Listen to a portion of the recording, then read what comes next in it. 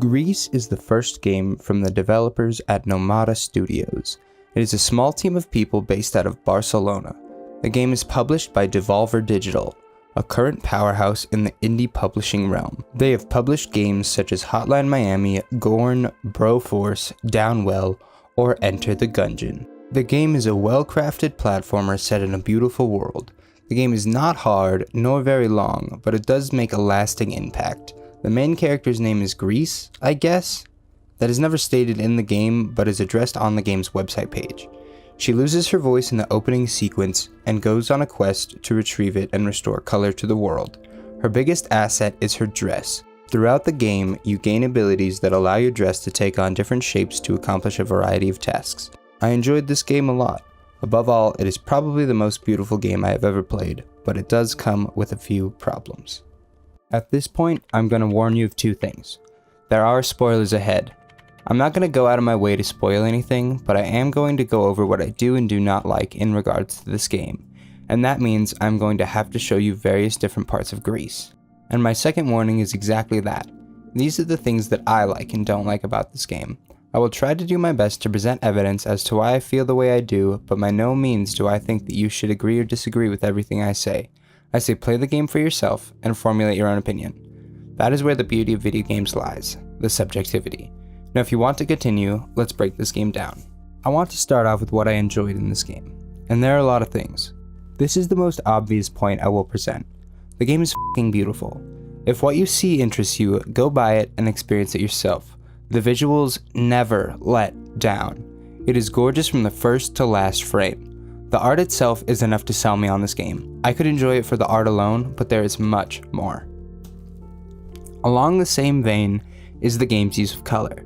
I've never seen color used so well in a video game. Color is a pivotal point. Gris is the French word for gray, and the game begins in basically all gray. As you progress, you slowly acquire one color at a time.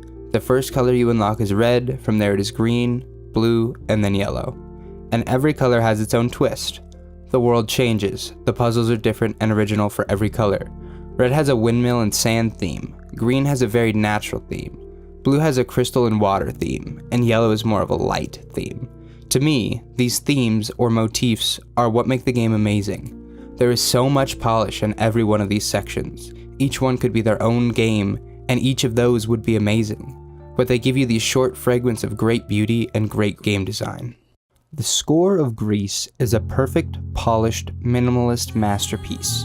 I think sound design is just as important as level design in game development, for I feel it is what fully immerses you. Imagine playing a game in complete silence. Sure, it would still have the visual aspect, but it wouldn't be near the full experience. The sound design plus the art style convey such a tone.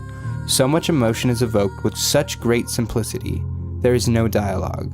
Just the visuals and audio that make you feel in such a way that is hard to explain.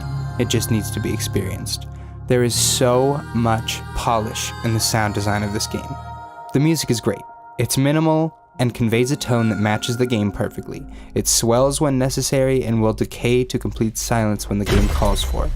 The sound of the feet tapping on the ground is a perfect example of how great the sound design is. It changes depending on what you are walking on and is very simple but perfect in design. Another example is how the sound of the rain changes when you go underwater.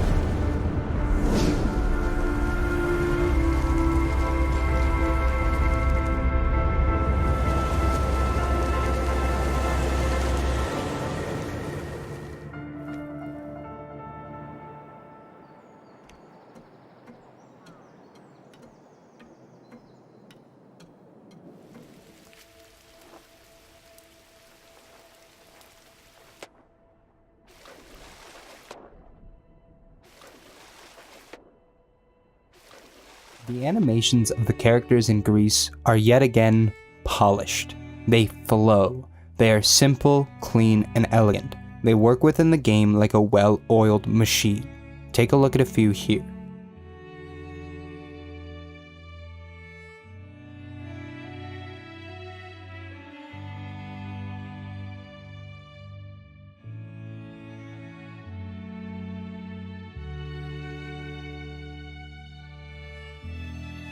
Something that wowed me time and time again while playing Gris was the use of the camera.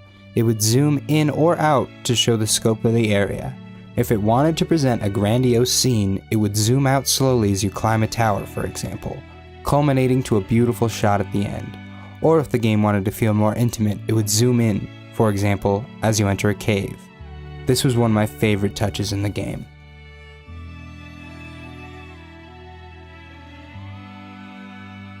Another great polish of Gris was the way the foreground and background worked. It gave the game a beautiful depth. Sure, it wasn't pulled off every time, but I'll address that later. Look at some examples here.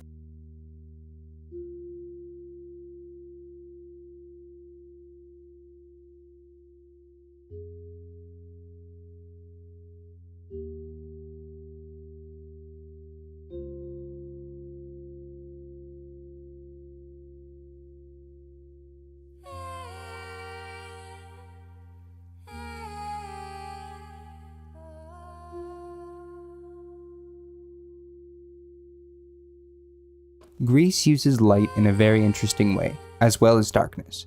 It can make you feel safe, it can guide your way, but it mostly just adds to the beauty of the game. I also feel that the main theme of this game is the classic light versus dark. The light saves you many times and the darkness is the main villain.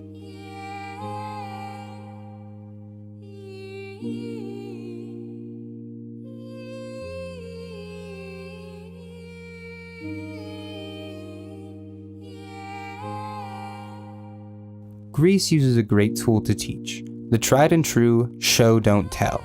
I feel that this is an essential part of good game design. It makes the player feel that they are learning the mechanics of the game themselves rather than being told how to play. It makes the game that much more immersive. The classic example of this is the scene in Mega Man X where it forces you to learn to wall jump without ever telling you. Let's look at some examples in Gris. Here the game forces you to jump to see that when you do, the leaves of the branches disappear and reappear, so that you can then solve the next platform puzzle.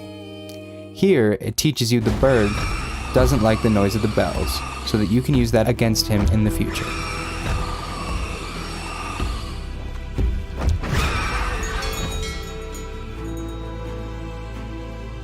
While I did enjoy this game, it had a few downfalls.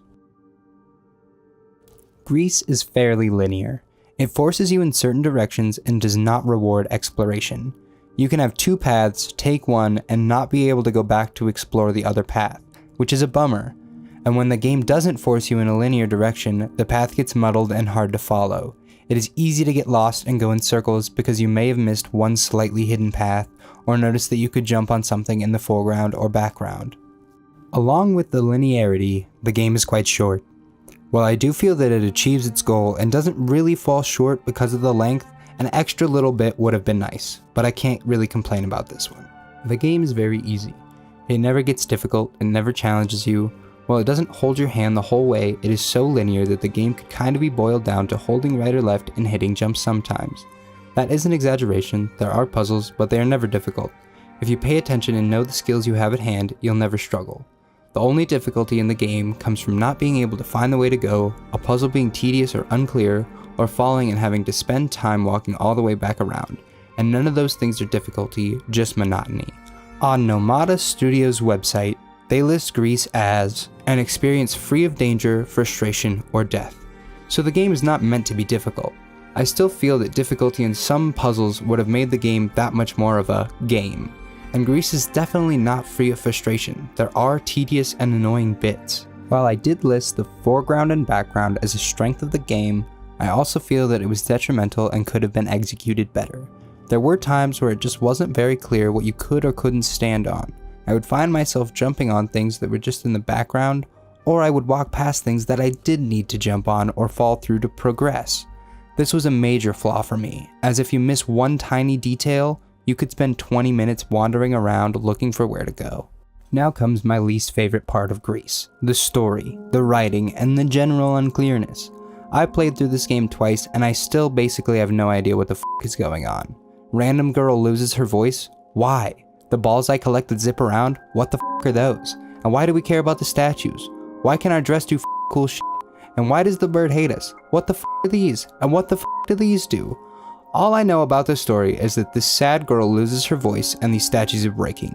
It seems like we need our voice to save the statues to bring back color and light to the world to defeat the darkness bird. That's all I've got. I think that if I have to look up what is going on, a game isn't doing its job correctly. All in all, I thoroughly enjoyed the experience that is Gris. It was gorgeous, the sound design flawless, the polish is some of the best I've ever witnessed. But the game was slightly let down by the length, how easy it is, and how unclear the game can be at times. Thanks for watching this video. I'm new to this, so I appreciate it greatly. Like and subscribe if you'd like to see more, and let me know what you thought in the comments. If you want to see me play these games, come to my Twitch channel. I'm proud of what I've got going on over there, and I'd love to have you.